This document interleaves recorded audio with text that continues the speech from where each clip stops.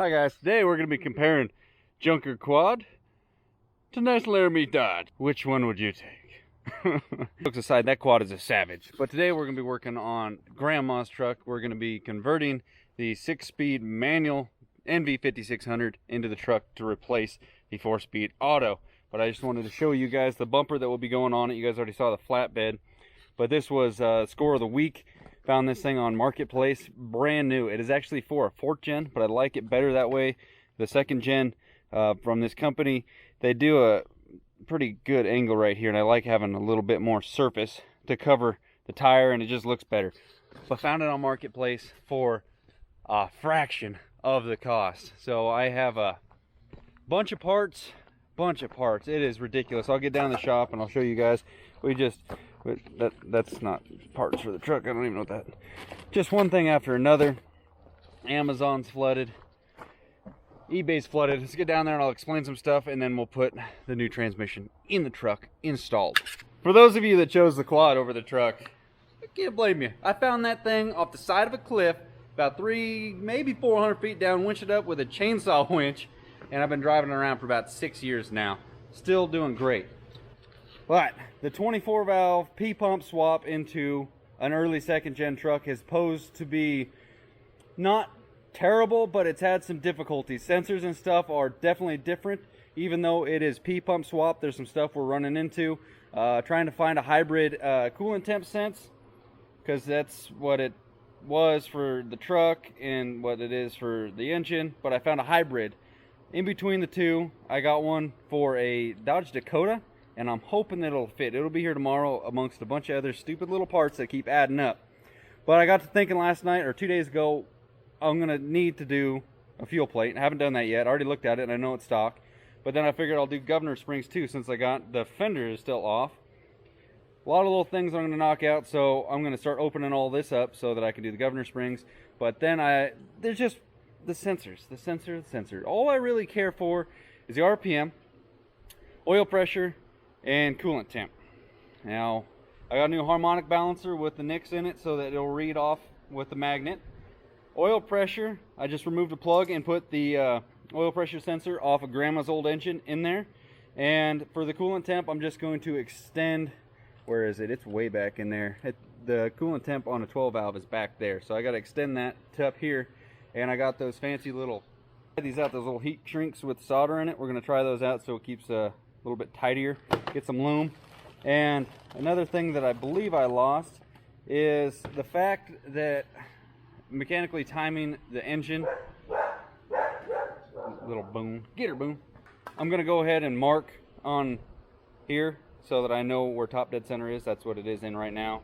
And just, it's one thing after another. Even the oil drain from the turbo for a 24 valve style turbo, stuff's in a different spot. I had to get a different drain. So we're running into problems left and right, but let's show you the progress on where the hell did it go. So retrofitting the NV5600 in place of a 47, I had to extend the transmission mount back here, which this actually worked out nice. I'm using the same rubber block, and then this will bolt onto the back or the bottom of the NV5600. This took me about all day to fabricate this up, design it, figure it out, test fit, this and that, and here we are. So let's go ahead and install this. This is what we're really after here today. Hey, pipes! What's that? Oh, there was something for somebody else's name. I threw it on your stair. Oh. First thing when doing a stick shift swap, you take that little guy out. Your flex plate, you ain't gonna need that no more. Everything down here is the same. Now, I tried to save some money on this one, and I didn't buy a Valera, and I wish I did, because it's gonna cost me probably more. Bought this, I don't even remember what brand this clutch is. We got the flywheel, and you either have your ring gear out here where you can see it, or it'll be back in there. If it's back in there, then you have to get a spacer. That damn thing costs 50 bucks for that thing. So further making my cheaper, more economical clutch be more expensive. And then you can end up getting a little pilot bearing, which is whatever. But then I ordered a clutch for an NV5600. Well, somehow they gave me one with the long bolts. In 05, they claim this is, anyway, there was no NV5600 in 05, but I got the wrong bolts. So I just went ahead and ordered the ARP bolts. So now I have the correct ones, which cost another $67, further making this more expensive. And then I still have to get the dang hydraulics. So let's get these installed.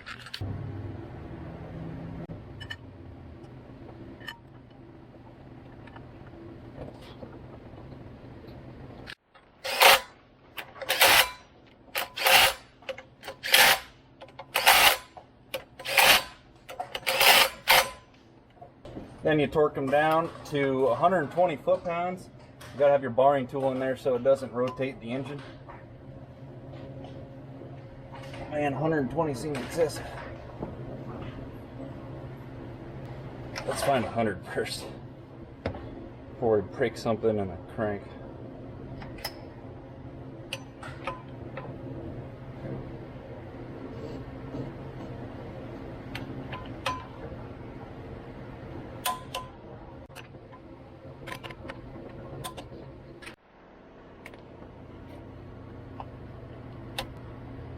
I'll put this mofo on there.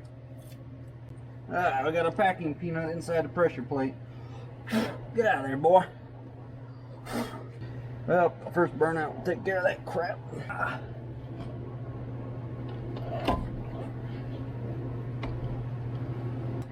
Another issue so far I've ran into. Oh, come on, buddy, get out of there. Look at it. Get out, peanut. Was the pressure plate bolts were missing when I got it. So I texted them and I was like, hey, maybe they fell out of the package. They're like, oh, damn. All right, well, we'll go ahead and send you another set. They sent me another set of, and then they sent me another set of flywheel bolts, not the little pressure plate ones. So they said, screw it. Parts store, got some Allen head ones. They're easier to work with. Torque them down. Oh.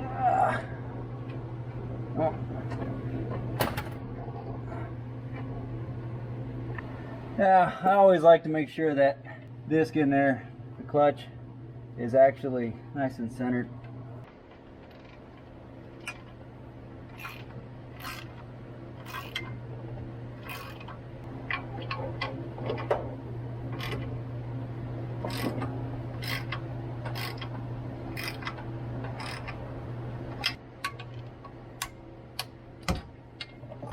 That's always nice when that thing just comes straight out. If it's got any bind on it, that means you're not lined up.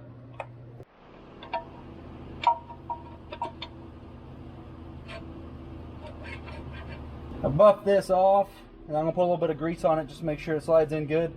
When I was test fitting my G56, I didn't buff that off. She got stuck, and it sucked. I also bought a new ball joint down in there too. Flashback for a second, I apologize, but I already cut out the hole for the shifter to go through. And what I did for that is I put the transmission bolted up to the adapter plate, just like you would, except for I did not have the clutch in there. That way I could take it in and out easy. So I put it up in there, put it where I wanted it to be, jacked it up so it kind of touched, got a good area where I needed to mark, hit it with a Sharpie, and then cut it out. I tried making it just a square because I need to still make the linkage, and because this the transmission that was in it, the four-wheel drive shifter bolted to the trans, so I'm gonna have to figure out something to bolt it to the top, and I wanted to leave that rib in there, but it was just too thin to make that fit, so I cut it out, and I'll have to figure out something later. But that's what I did for that bad boy. Trade secret to help you guys out, because it is a mother to get that in there. This engine is sitting on the cross member on the oil pan. It is tilted forward right now. You need to tilt it backwards, so it needs to do a wheelie. Just give her a little how you doing. That'll get it down there in the region where it'll work for you. Because for one, you have to get the shifter tower up in there without bending it preferably, and then there's also a rib right there you want to avoid. So yeah, give her a good crank. Okay, let's see if we can get this in there. First try. Come on, baby. Got my checklist. Pressure plate bolts tight. Flywheel's in there. Clutch is in there. Clutch fork's in there. Throwout bearing, let's double check. Throwout bearing's in there. Pilot bearing's in. Let's install a dang clutch.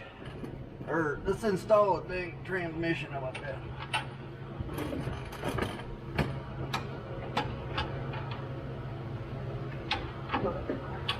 If you guys didn't know this, NV5600 is heavy as hell. Definitely the heaviest transmission I think Dodge has ever ran with.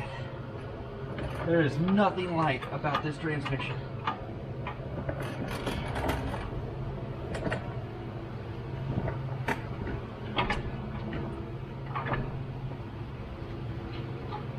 Got a lifting gear.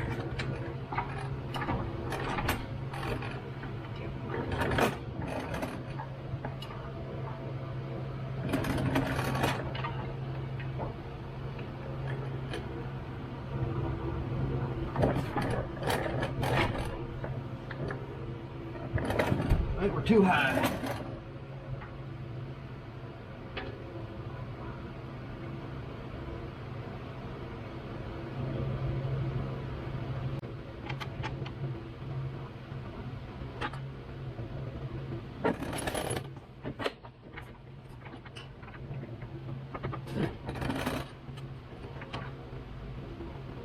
Oh.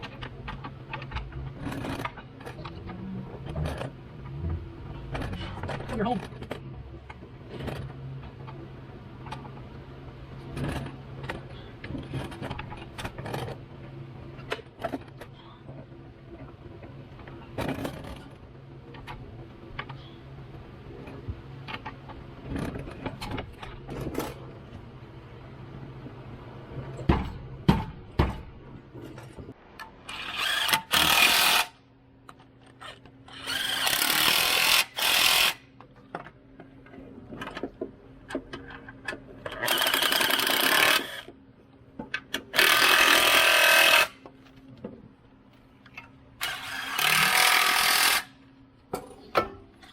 Having that tilted like that gives you great access to them top bolts. That went in relatively easy. I'm happy with that. Now we got to get all of the bolts. Mind you, every bolt that I'm putting in this thing, I am wire wheeling every one of them off. So I've already started with a couple. So that is, these are all, there's another one right there. That's another one right there. Transmission mount. That one right there would have been a, where's some more of those things? There's another one right there. Harmonic balancer. Remember what that one is. That one is for the drive shaft, bumper, balancer, cap. Oh, get back here. I already harvested some studs for the transfer case. There's another one. There's another one. We need, what we got, 2, 4, 6. Damn, I need those moss. There's one. I was nice enough to put the nut back on them.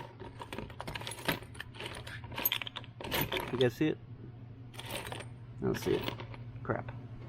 Alright, I'll find this and then we'll wire them off.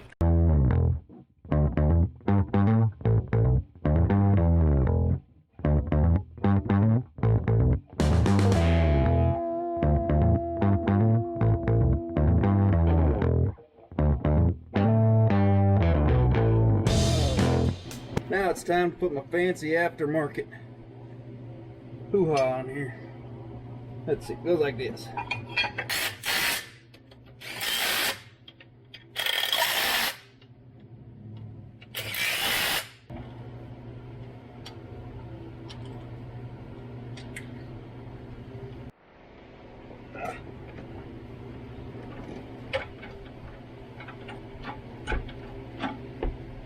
Hey, jack her all the way up, get her out of the way. Time for probably the most annoying part about the second gen Dodge. Getting this ridiculous thing in there. This one's actually easier than most trucks, but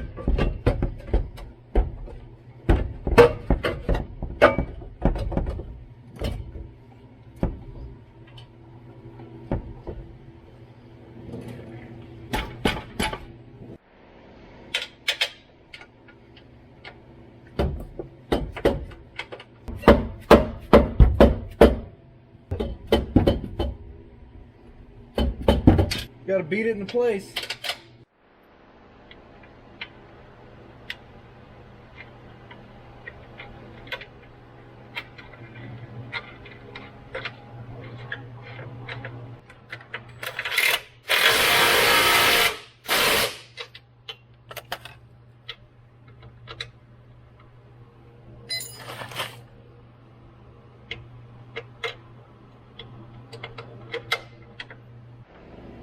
Okay, now the moment of truth.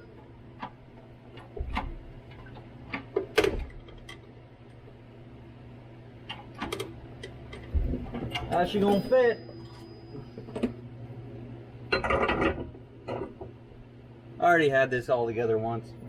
Dry fitting it.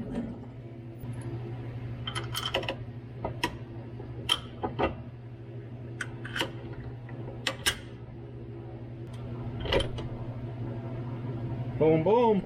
You can get parts off of a late second gen that will bolt right in here, and this, you won't have to do any of this fabricating. That took me 6 hours to fabricate this stuff up. I tried to find another truck, thought I had one lined up, but that didn't pan out.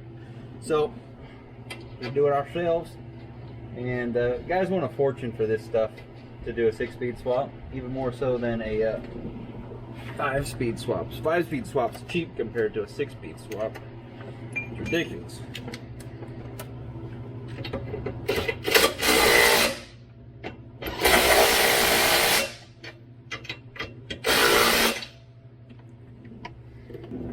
Six-speed manual is in the truck, but we just got to come up with a plan for our 4-wheel drive shifter, because this is a hoss compared to that little automatic that was in here. It is ridiculous how big it is. So I already bought the front drive shaft. It's sitting right here. You can buy one of those at Napa, but the I'll get some nuts on here too, of course. But the rear drive shaft, I'm having trouble sourcing one of those brand new, so I think I'm just gonna have to cut down my wherever it's at, the one that came out of this truck. So yeah, what do you guys think? Comment below. That thing ain't going nowhere, trust me. It got some good welds on there. Stuff's plenty thick to hold the transmission up, that's for damn sure.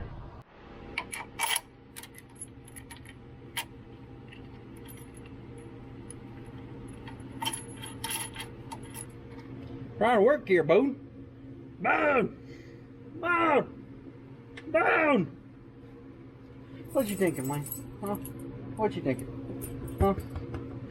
Gonna tighten these for me? Grab a wrench, dude. Grab a wrench.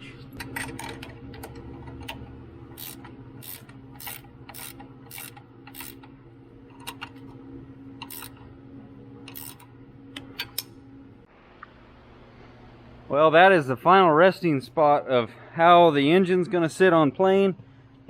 I like getting rid of that factory insulation stuff, putting this thinner. Thought about just deleting, but this is better than nothing. So I got room to actually take the valve cover off if I want to.